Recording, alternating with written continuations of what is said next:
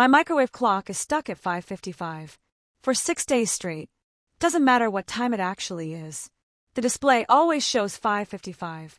I reset it, unplugged it, changed the settings. 5 minutes later, 5:55 again. Day 3, I woke up at 3:18 a.m. Checked my phone, walked to the kitchen. Microwave said 5:55, but it was counting down.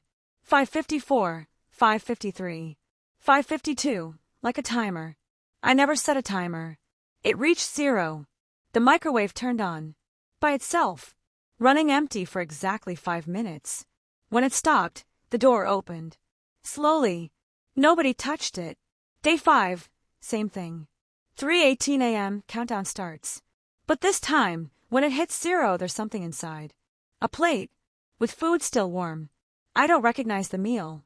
It's not mine. Last night, 3:18 a.m., countdown started again. Reached 0. Door opened. The plate was gone.